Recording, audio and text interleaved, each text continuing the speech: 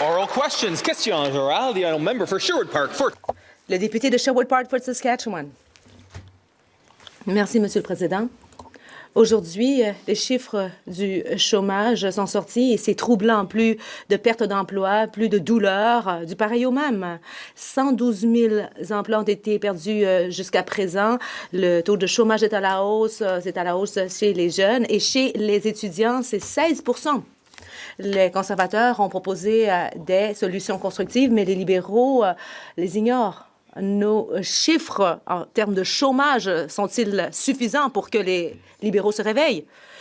Le secrétaire parlementaire du ministre des Finances. Monsieur le Président, nous sommes tous fort préoccupés par la question de l'emploi au Canada. Nous voulons que les travailleurs partout au pays aient droit à de bons emplois bien rémunérés pour les générations. C'est ce que les Canadiens veulent, mais nous ne nous contentons pas de crier en chambre. Nous faisons le travail nécessaire pour appuyer les travailleurs. Nous allons faire en sorte qu'il y aura 100 000 travailleurs de métiers de plus et nous offrons 100 000 nouveaux emplois à l'échelle du pays et c'est comme ça qu'on aide le pays, c'est comme ça qu'on appuie les travailleurs. Le député de Sherwood Park, Fort Saskatchewan.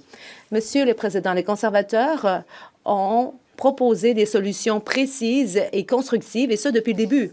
Le plan libéral ne fonctionne pas. Le député a parlé de gens de métiers spécialisés, mais en réalité, au cours du dernier mois, nous avons perdu 15 700 emplois dans le domaine de la construction seulement.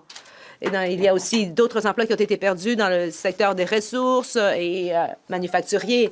Mais nous allons former des gens de métier, certes, mais nous avons besoin d'emplois.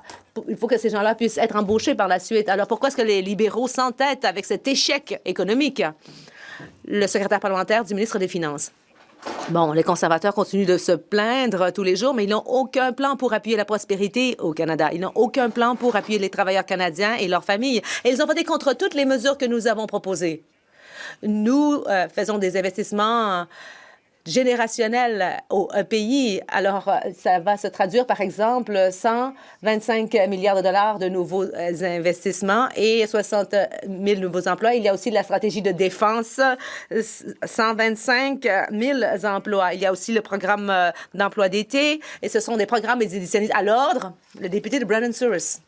Les chiffres sont sortis pour le mois d'avril et les Canadiens sont dévastés en termes de chômage. Et surtout, les jeunes Canadiens, ils ont vu la croissance mois après mois des dépenses libérales. Mais pendant cela, il y a des pertes d'emploi. En avril seulement, le chômage chez les jeunes a atteint 14,3 % et pour les étudiants, c'est plus de 16 %. Il y a de plus en plus de jeunes Canadiens qui sont au chômage et c'est un record depuis 1976. C'est une crise chez les jeunes. Le gouvernement libéral n'est pas pressé d'agir. Où est le plan pour garder les jeunes Canadiens, au travail alors qu'ils sont au chômage et ont nulle part où habiter? Le secrétaire parlementaire. Oui, les emplois canadiens sont menacés et je ne comprends pas pourquoi les conservateurs le comprennent à peine maintenant. Et nous comprenons qu'il y a urgence. Voilà pourquoi nous agissons pour aider les travailleurs. Nous investissons dans le logement, l'infrastructure, la défense, dans l'innovation, dans la productivité. Et cela va créer des centaines de milliers de bons emplois et de belles carrières pour les Canadiens. Et parallèlement, nous aidons les Canadiens à avoir accès à ces carrières car nous allons former 100 000 nouveaux travailleurs spécialisés dans les corps de métier. Le député de Brandon-Souris. Mais les chiffres parlent d'eux-mêmes. Le chômage chez les jeunes est à la hausse et non pas à la baisse, malgré ce qu'ils disent en Chambre. Les jeunes Canadiens veulent un emploi, ils veulent avoir un domicile qu'ils peuvent se payer, mais ils ne peuvent avoir droit à cela après 10 ans sous ce gouvernement libéral éculé. Et le chômage chez les jeunes est de 14 %. Il n'y a pas de mise en chantier, il n'y a pas de nouveaux projets et il y a davantage d'investissements aux États-Unis et au Royaume-Uni qu'au Canada et il n'y a pas de programme qui va régler cela. Nous avons besoin de marchés compétiteurs pour que les investisseurs puissent investir et que les jeunes Canadiens puissent aller au travail. Quand est-ce que les libéraux vont s'écarter du chemin pour que les jeunes Canadiens puissent aller au travail et bâtir ce pays? Le secrétaire parlementaire. Monsieur le Président, lorsque les données sur le chômage sortent chaque mois, les conservateurs semblent se réjouir un petit peu trop lorsqu'il y a des pertes d'emploi au pays. Pourquoi sont-ils si joviales? Pourquoi sont-ils si heureux d'apprendre que les Canadiens perdent leur emploi? Mais nous, de notre côté de la Chambre, nous faisons preuve d'empathie et nous offrons un soutien concret. Ça veut dire que nous prolongeons l'assurance-emploi pour les travailleurs saisonniers, par exemple, et nous aidons à recruter des gens de métier, c'est-à-dire 100 000 nouveaux emplois spécialisés dans les corps de métier.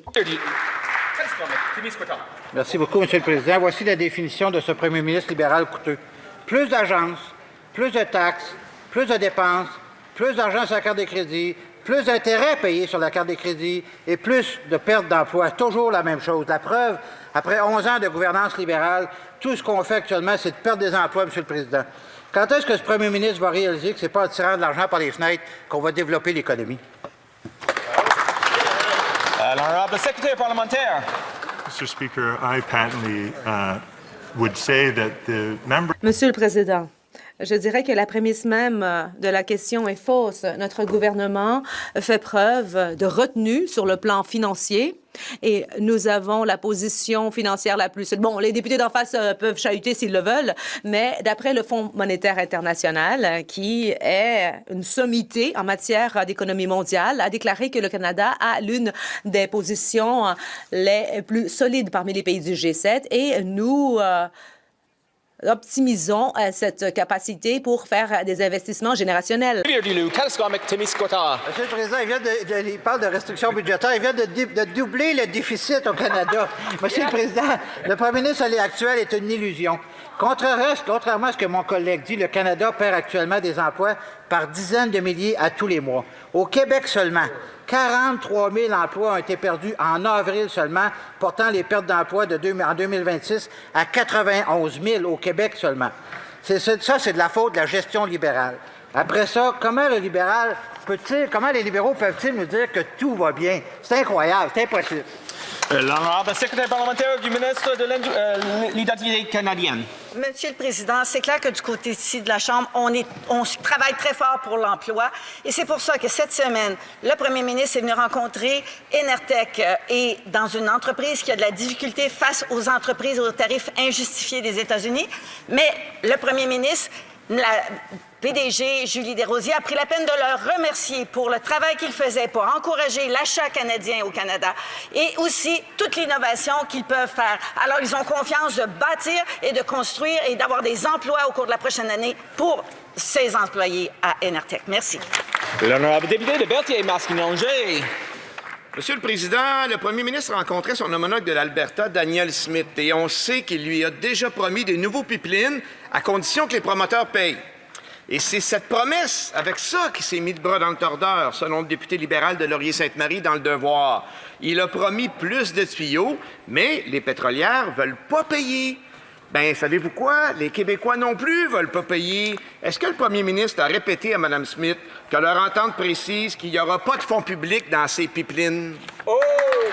The Honourable Minister for Environment and Climate Change. La ministre de l'Environnement et du Changement climatique. Si on va parler de qu'est-ce qu'on fait avec l'argent public, on fait des grands investissements dans l'énergie renouvelable.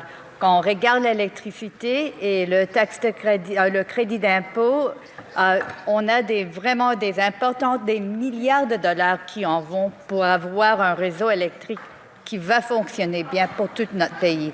Quand on regarde qu'est-ce qu'on fait, on fait des investissements pour s'assurer qu'on réduise les émissions de méthane. On fait le travail, on continue à lutter contre le changement climatique. Député de Berthier-Masquinongé. Monsieur le Président, ça sent le nouveau pipeline à Ottawa. Je cite le député libéral de Laurier-Sainte-Marie ce matin.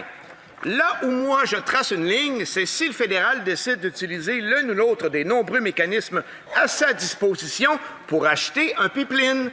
Or, son premier ministre inquiète dans la mise à jour économique. Il a inventé une patente appelée Fonds souverain, dans laquelle il y a 25 milliards d'argent public pour financer le pétrole sale. Y en a-t-il d'autres, des libéraux qui vont tracer une ligne et refuser de facturer les citoyens pour un pipeline? L'honorable secrétaire parlementaire. Monsieur le Président, nos amis du Bloc, ils ne savent pas la différence entre un « et » et un « ou ».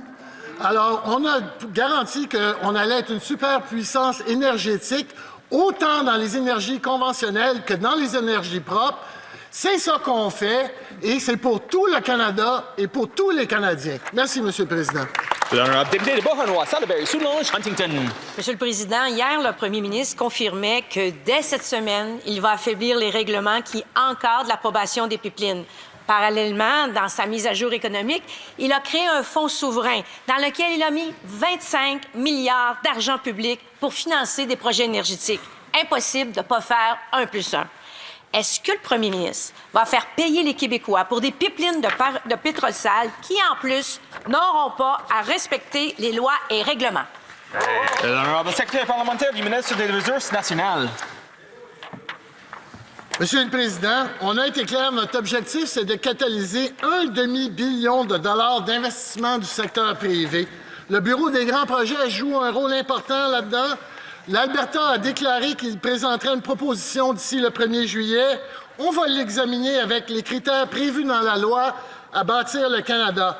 Alors, Monsieur le Président, selon le protocole d'accord, le gouvernement fédéral est ouvert à utiliser la Société canadienne garantie de prêts autochtones pour soutenir la copropriété autochtone, si nécessaire. Merci, Monsieur le Président. The honourable member for Parkland. Le député de Parkland. Monsieur le Président, après plus d'une décennie de dépenses inflationnistes libérales irresponsables, les jeunes Canadiens s'en tirent encore moins bien. Et on a annoncé plus de 47 000 emplois perdus à temps plein le mois dernier.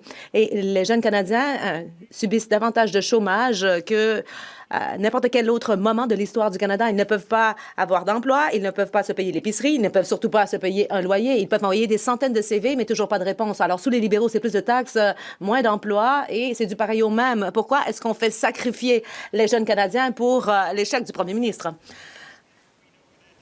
Le secrétaire parlementaire, nous savons qu'il y a de nouvelles données et, soit dit en passant, dans l'Alberta, il y a eu une hausse du nombre d'emplois, mais nous avons la meilleure position parmi les pays du G7. Nous avons des ententes sur la sécurité qui ont été signées avec d'autres pays. Nous avons aussi créé davantage d'emplois que les États-Unis l'année dernière. L'inflation est au ralenti et nous avons des soins dentaires abordables, de la garde d'enfants abordable. Il y a encore du pain sur la planche, mais nous serions ravis si les conservateurs se joignaient à nous. Le député de Parkland.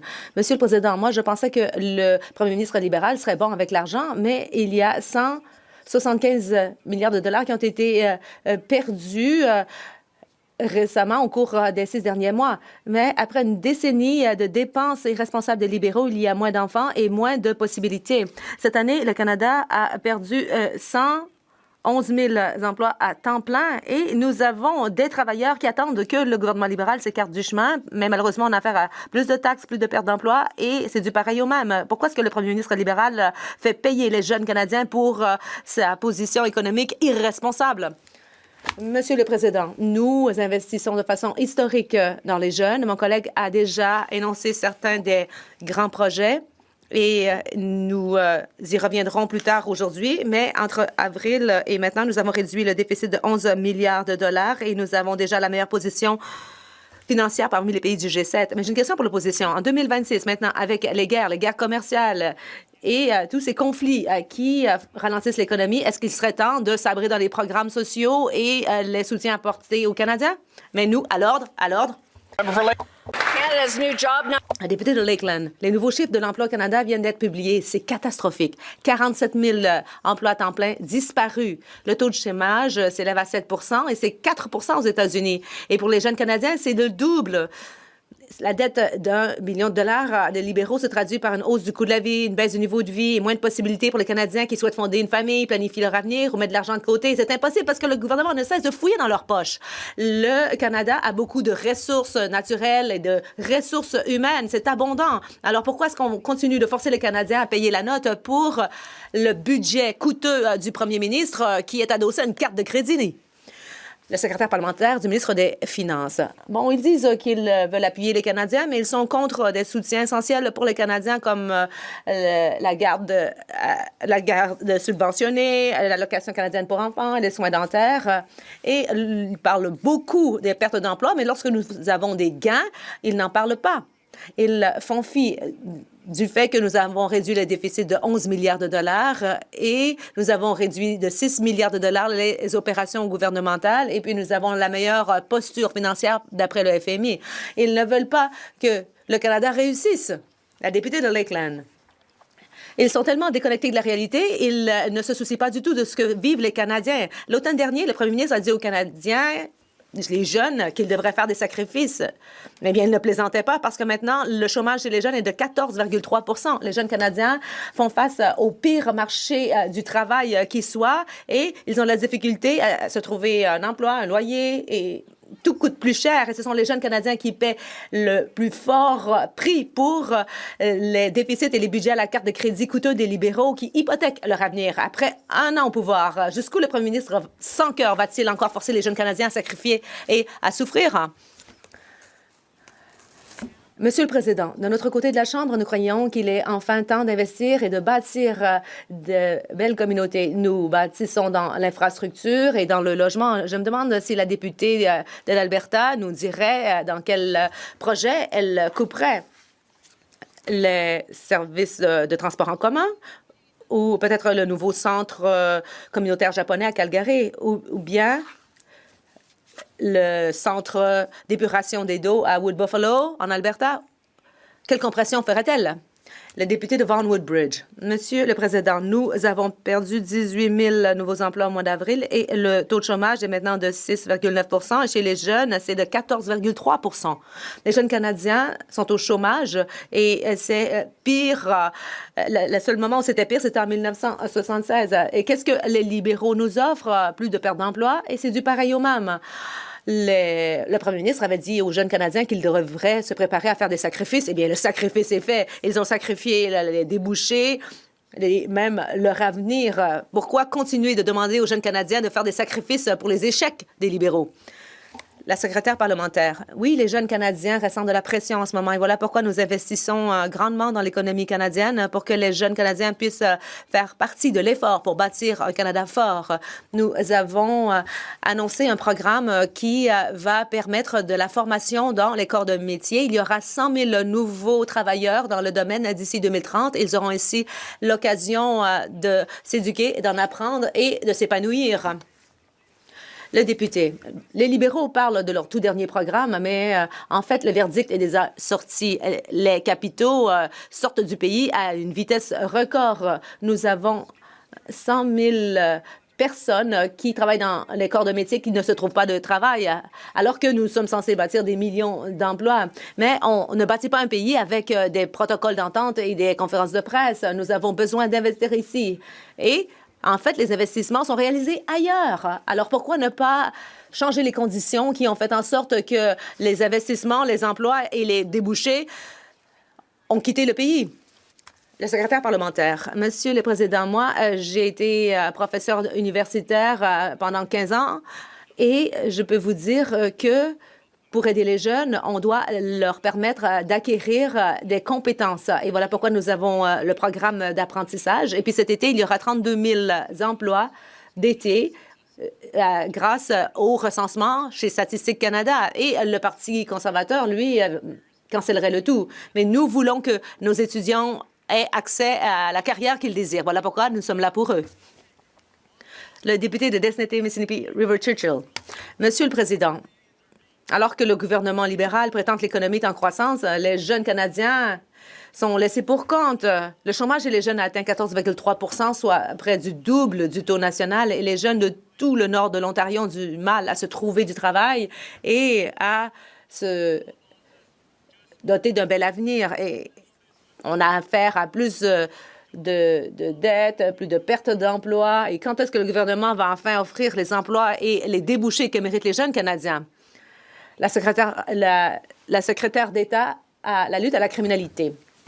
Nous avons un plan qui a été exposé dans l'énoncé économique du printemps. Notre plan, c'est de bâtir un Canada fort avec jusqu'à 100 000 nouveaux emplois dans les corps de métier et ces emplois seront occupés par les jeunes Canadiens. Oui, nous reconnaissons que les jeunes Canadiens ont besoin de bons emplois et voilà pourquoi nous annonçons tellement de projets différents à l'échelle du pays. Nous avons un plan pour le recrutement, la formation et l'embauche.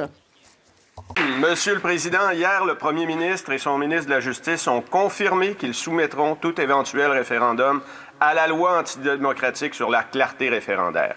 Ils veulent choisir la question et choisir le seuil constituant une majorité. Rappelons-leur que la démocratie, c'est 50% des voix plus 1. C'est ça la règle partout où la démocratie existe. Rappelons-leur aussi que la différence entre une démocratie et une république de bananes, c'est précisément lorsqu'un gouvernement se mêle du choix démocratique des citoyens. Est-ce que le gouvernement va respecter la démocratie? L'honorable secrétaire parlementaire du ministre de la Justice. Merci, Monsieur le Président. Donc, nous sommes le gouvernement qui va toujours protéger la Constitution et la Charte, et donc nous allons toujours la défendre. Et donc, nous allons pas nous prononcer à ce stade-ci. Nous allons entendre les résultats et qu'est-ce qui se passe à Alberta, mais sachons que le premier ministre était très clair. Les règles sont claires qu'il faut avoir la majorité, 50% plus 1. Il y a des lois là-dessus. Il faut les respecter. L'honorable député de Jonquière. C'est pas clair comme ça hier, Monsieur le Président. On va le rappeler encore, la démocratie, c'est 50% des voix plus 1. C'est ça le seuil partout. Les lois votées ici pour les élections, les gens qui sont ici, c'est la même chose pour tout le monde. S'attaquer à ça, c'est s'attaquer, dans le cas du Québec, au droit des peuples de déterminer d'eux-mêmes. C'est s'attaquer à la loi 99 du Québec qui établit la règle du 50% plus 1 pour tout référendum et qui a passé le test des tribunaux. C'est s'attaquer au principe d'élection libre. Est-ce que les libéraux vont cesser cette dérive autoritaire et respecter la démocratie? L'honorable secrétaire parlementaire. Monsieur le Président, notre parti va toujours respecter les lois qui sont la question de la clarté, le 50 plus 1%.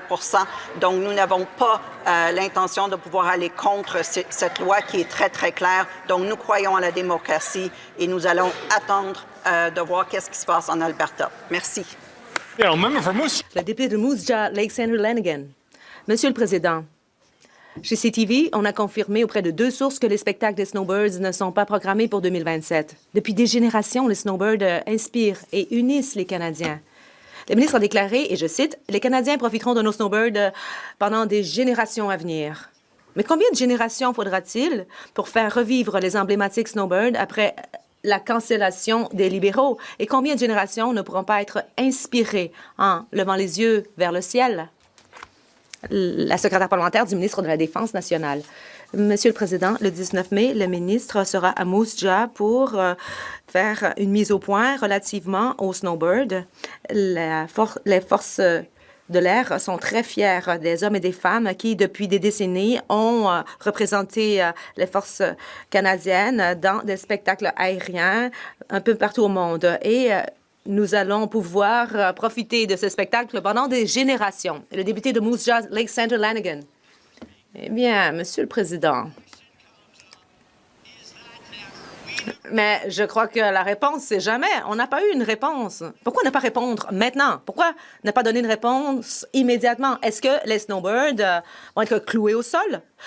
Les Canadiens d'un océan à l'autre ont été inspirés par les Snowbirds, un symbole incroyable de notre force et de notre souveraineté. Et nous en avons besoin maintenant plus que jamais. À quelle date les emblématiques Snowbirds reviendront-ils dans le ciel canadien? La secrétaire parlementaire du ministre de la Défense nationale. Comme je l'ai dit, le ministre sera à Moose Jaw le 19 mai pour faire une annonce et les Canadiens pourront profiter de la formation des Snowbirds pendant des générations à venir. Ils vont continuer de faire leur spectacle aérien autant que ce sera faisable et sûr. Le député de Regina, Wascana.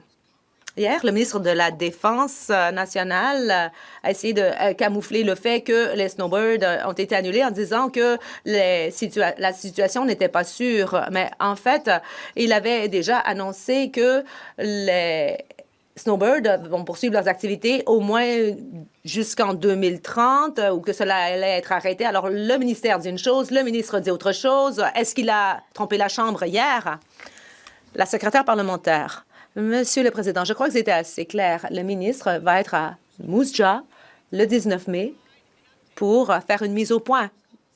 Et j'inviterai les députés d'en face à écouter l'annonce qui sera faite. Et comme j'ai dit, les Canadiens vont pouvoir profiter du programme emblématique des snowbirds pendant des générations à venir. Honorable député de Bow River. Monsieur le Président, le bœuf de l'Alberta est le meilleur au monde. Les éleveurs et agriculteurs ne demandent pas un traitement de faveur, simplement d'être traités équitablement. Les libéraux parlent d'acheter canadien, mais ils négocient un accord avec le Mercosur qui pourrait inonder notre marché de bœuf, du bœuf que les Canadiens n'accepteraient jamais. Les éleveurs de bétail canadiens sont soumis aux normes les plus élevées au monde, mais ce gouvernement est prêt à récompenser des producteurs étrangers qui ne respectent pas les mêmes règles. Pourquoi les libéraux sont-ils prêts à nuire aux éleveurs de Bow River au lieu de défendre le bœuf canadien, les emplois canadiens et les familles d'éleveurs canadiens? Honorable secrétaire parlementaire. Merci, Monsieur le Président. L'accord avec le Mercosur représente une région de 300 millions de personnes et une économie de 3 000 milliards de dollars, l'un des plus grands marchés au monde. Nous écoutons les éleveurs, nous sommes à l'écoute des agriculteurs, nous sommes à l'écoute de leurs préoccupations sur cet accord commercial. D'ailleurs, l'étude est en cours en comité, Monsieur le Président. Nous allons continuer d'être là pour les agriculteurs puisqu'ils travaillent fort pour nourrir les Canadiens et les Canadiennes. L'honorable député de Bow River. Monsieur le Président, la diversification commerciale, c'est plus que des mots. Nos producteurs ont besoin d'un accès réel au marché et d'un gouvernement qui les défend ici. Ce n'est pas un jeu. Les libéraux agissent comme si l'industrie bovine était une monnaie d'échange commode. Un accord profitera-t-il vraiment aux agriculteurs et aux éleveurs? L'honorable secrétaire parlementaire. Monsieur le Président, les ententes sont évaluées dans le contexte des autres ententes commerciales et du bien-être des Canadiens et des Canadiennes. Depuis la dernière élection, notre gouvernement a déjà signé plus de 20 accords qui permettent aux éleveurs et aux agriculteurs d'avoir accès à l'Inde et à la Chine, qui représentent près de 20 % de la population mondiale. Depuis le début de 2025, les exportations à l'extérieur des États-Unis ont augmenté de 40 %. Nous construisons un Canada fort pour tout le monde, pour les éleveurs, pour les agriculteurs, pour tous les Canadiens. L'honorable député de Cumberland-Colchester. Monsieur le Président, partout au Canada, la violence entre partenaires intimes n'est pas un concept abstrait et les victimes nous disent qu'elles ont besoin d'un accès plus rapide au système judiciaire. Je suis fier de faire partie d'un gouvernement qui prend des mesures concrètes pour protéger les Canadiens et les Canadiennes. Le secrétaire parlementaire peut-il expliquer à la Chambre en quoi le projet de loi C-16 renforcerait la protection des victimes et pourquoi ce projet de loi est si important? L'honorable secrétaire parlementaire au ministre de la Justice. Je remercie ma collègue pour son leadership. La violence coercitive laisse des torts à long terme et trop de femmes et d'enfants vivent avec les conséquences de cette violence. Et c'est pourquoi nous avons présenté le projet de loi C-16, l'une des plus grandes réformes au système de justice pénale du Canada depuis des générations, qui criminalisera le contrôle coercitif avant que la violence ne devienne létale et renforcerait les protections contre l'exploitation sexuelle. Chaque jour que nous retardons l'adoption de ce projet de loi, nous retardons la protection des victimes. J'encourage tous les députés à appuyer C-16. L'honorable député de Richmond Sound Marple. Monsieur le Président, le gouvernement libéral affirme qu'il n'est pas d'accord avec la décision rendue dans l'affaire Cowichan, mais les Canadiens ne savent toujours pas sur quel point les libéraux expriment leur désaccord. Quelle partie de la décision porte-t-il en appel? Sur quelle base juridique? Le gouvernement estime-t-il que la propriété privée peut coexister avec les titres autochtones? Les propriétaires, les municipalités et les entreprises méritent de la certitude. Pourquoi les libéraux refusent-ils de donner des certitudes aux Canadiens? Honorable ministre des Relations couronne autochtone. Monsieur le Président, cette affaire fait l'objet d'une affaire devant les tribunaux. Nous ne pouvons donc pas commenter à la Chambre des communes. Cependant, hier, les conservateurs ont posé plusieurs questions sur quelque chose qui est public et qu'ils peuvent lire, c'est-à-dire l'accord Musqueam. Donc, j'aimerais lire l'accord Musqueam si les conservateurs refusent de le lire. À l'article 5.1, cette entente ne constitue pas un traité ou une revendication territoriale.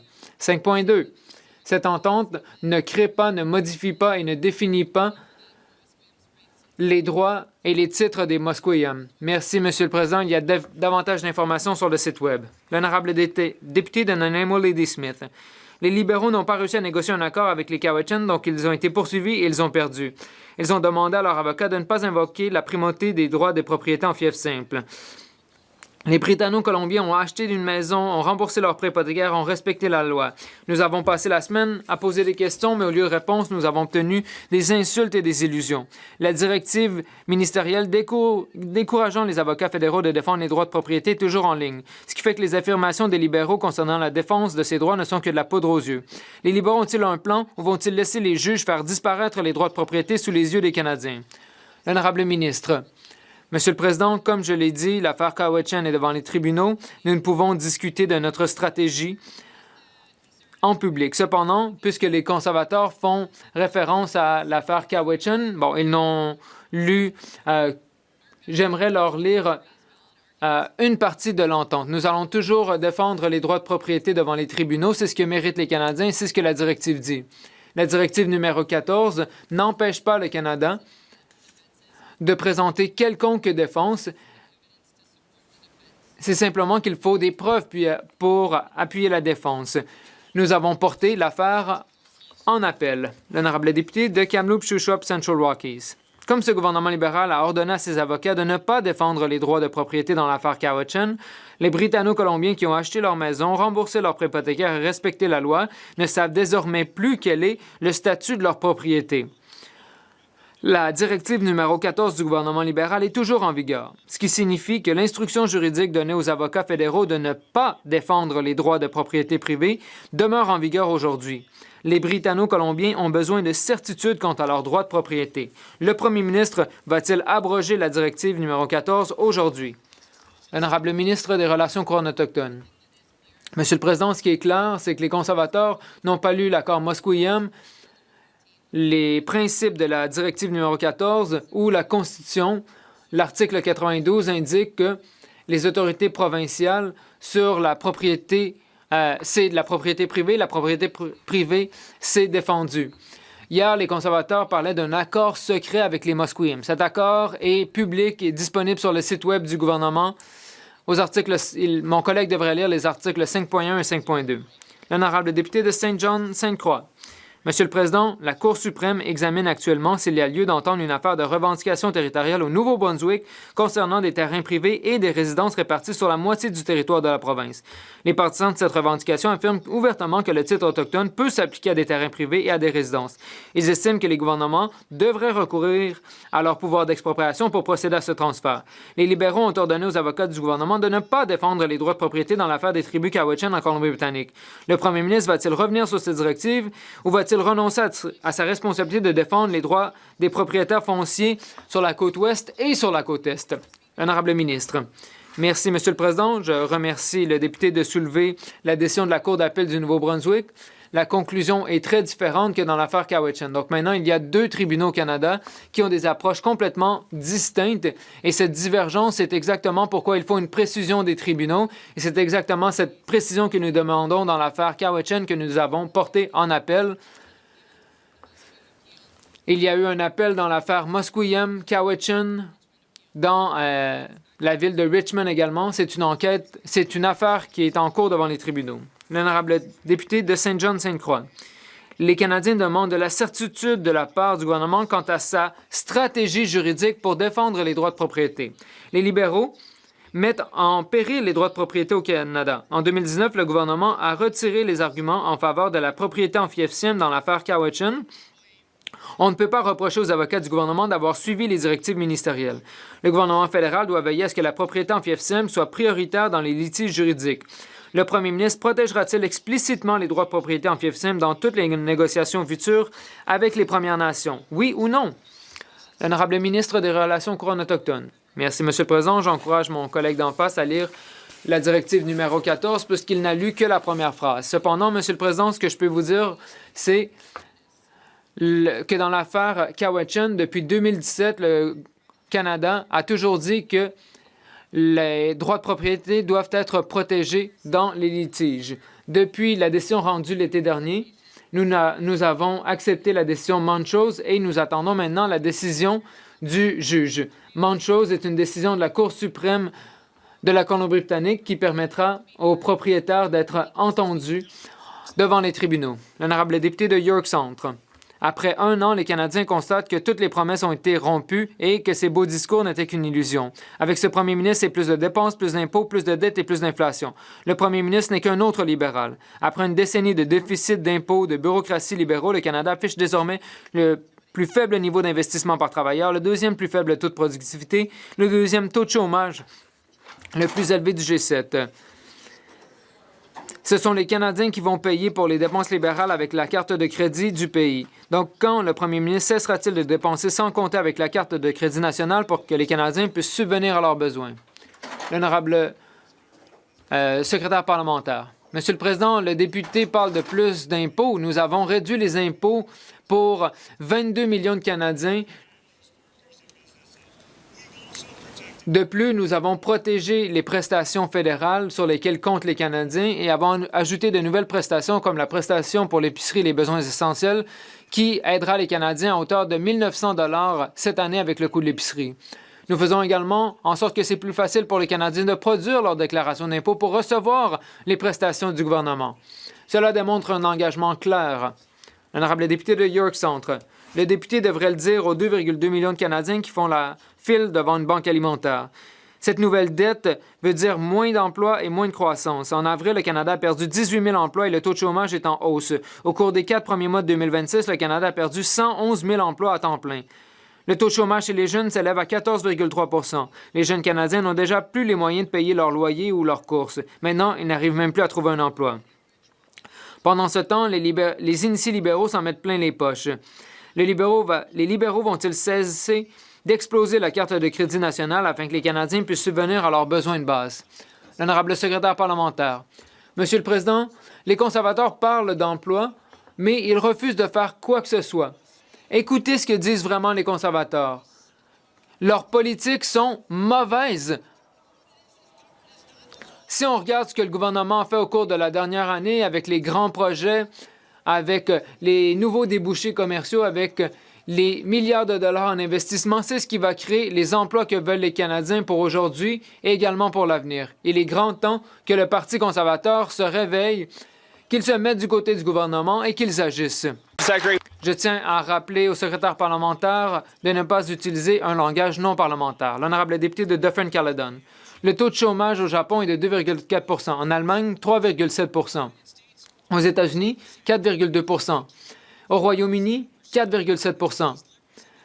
Après que les libéraux soient au pouvoir depuis 10 ans, c'est 6,9 % au Canada. Nous avons perdu des dizaines de milliers d'emplois en avril seulement. 47 000 familles ne savent plus comment ils vont payer le loyer, payer leur prêt hypothécaire ou se nourrir. Après avoir doublé la dette nationale et avoir tant dépensé, où sont les résultats pour les Canadiens et les Canadiennes? Honorable secrétaire parlementaire du ministre des Finances.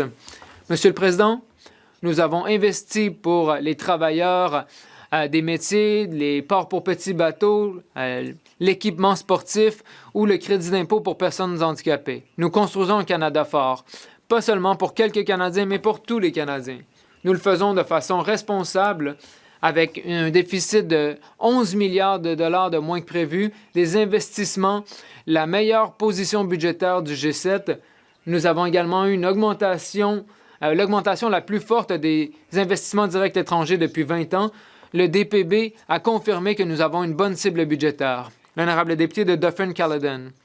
Je ne sais même pas où commencer. Ils ont réduit le déficit de 11 milliards de dollars? Non. Avec Justin Trudeau, le déficit, c'était 30 milliards de dollars. C'est maintenant 65 milliards de dollars. Ce n'est pas moins, c'est plus. Et si les libéraux ne savent pas que c'est plus et pas moins, c'est peut-être là le cœur du problème. Les libéraux disent qu'ils vont faire quelque chose, mais ils ne comprennent pas que ce n'est pas parce qu'ils écrivent quelque chose sur un bout de papier que cela se manifeste dans la réalité. C'est pourquoi nous avons le taux de chômage le plus élevé du G7. Vont-ils au moins présenter leurs excuses aux 112 000 familles canadiennes qui ont perdu leur emploi et qui se tourneront maintenant vers les banques alimentaires? L'honorable secrétaire parlementaire. Monsieur le Président, nous avons le ratio dette-PIB le plus faible du G7. Nous avons le plus fort taux d'investissement direct étranger depuis des années. Et nous avons vu une augmentation de 31 % des exportations vers l'Europe. Ce sont des indicateurs d'une économie forte et résiliente, et ce, malgré les actions commerciales des États-Unis. J'encourage mes collègues à appuyer ces investissements qui créent des emplois pour les jeunes Canadiens. Russell Cumberland. L'honorable député de Prescott-Russell-Cumberland. Monsieur le Président, dans un contexte de géopolitique en pleine évolution où les partenariats sont plus importants que jamais, le Canada doit collaborer étroitement avec ses alliés tout en nouant de nouvelles relations avec des pays partageant les mêmes valeurs. Le secrétaire parlementaire du ministre des Affaires étrangères pourrait-il informer la Chambre de la manière dont le Canada renforce sa présence sur la scène internationale, notamment par le biais de nouveaux forums et partenariats, afin de consolider les alliances, d'attirer des investissements et de soutenir la croissance économique pour les Canadiens? L'honorable secrétaire parlementaire de la ministre des Affaires étrangères. Je remercie la députée de Cumberland-Colchester Je remercie ma collègue pour sa question.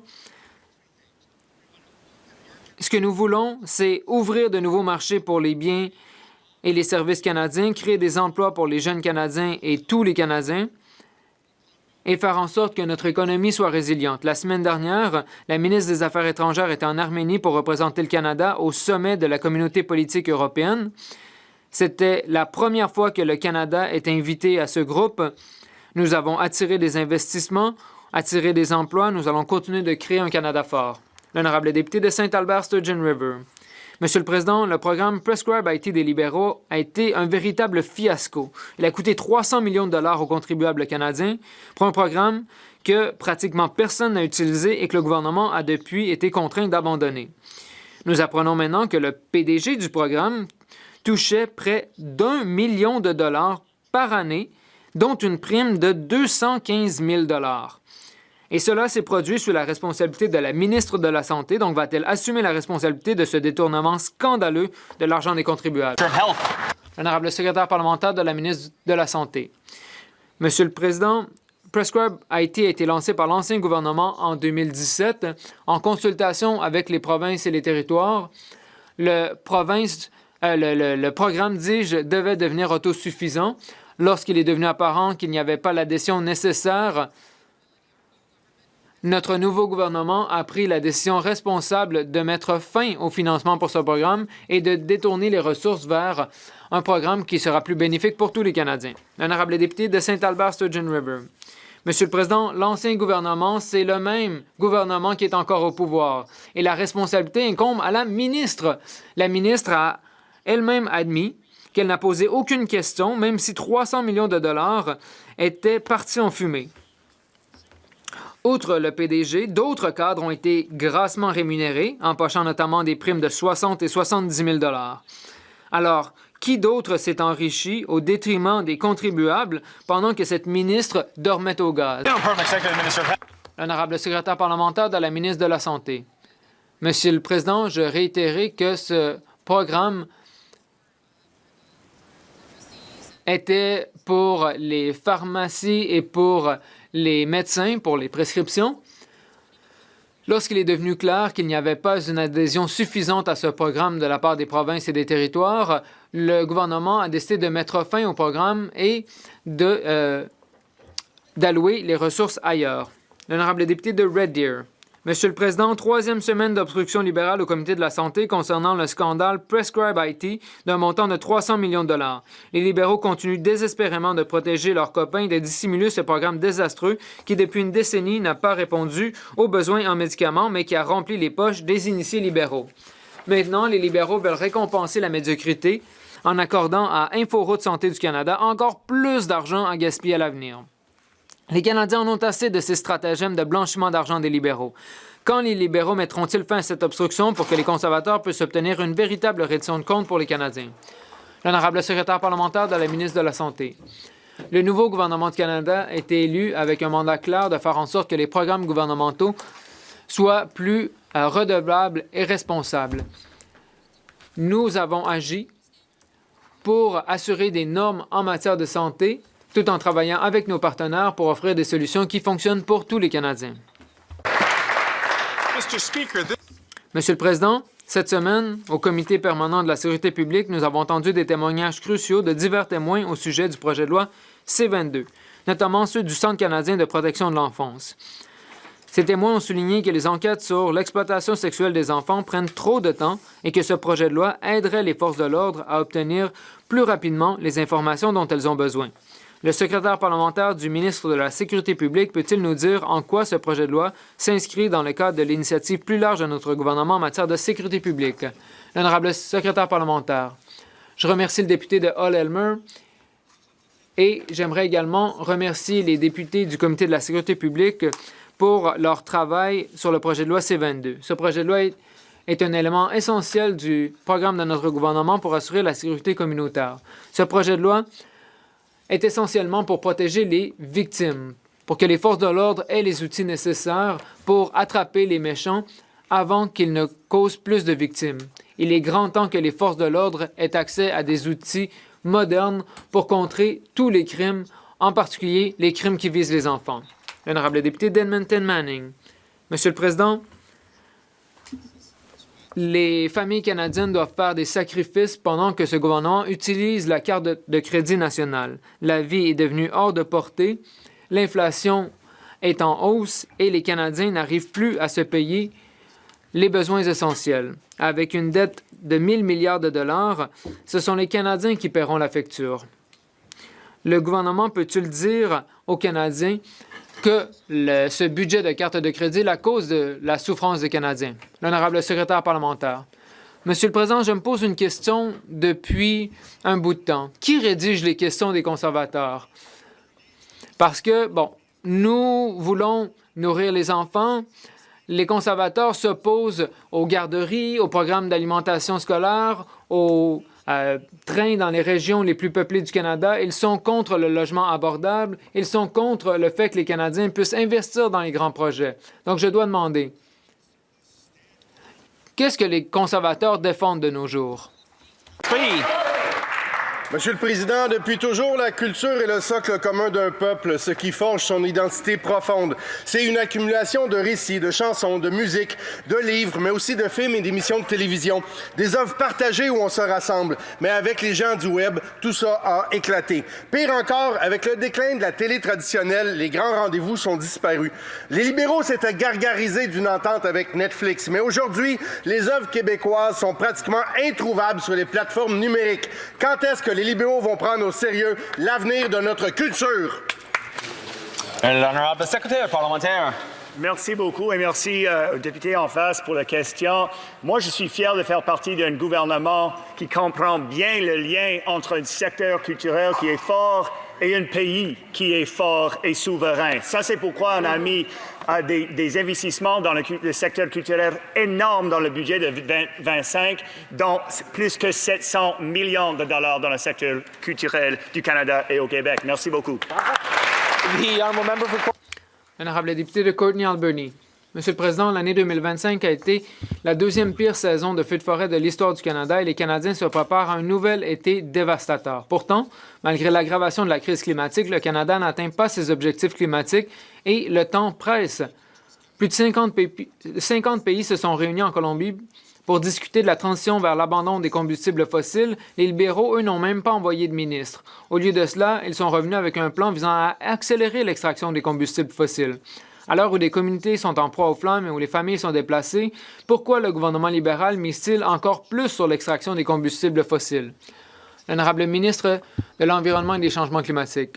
Monsieur le Président, j'ai eu l'occasion de parler avec la ministre de l'Environnement de la Colombie et de d'autres pays.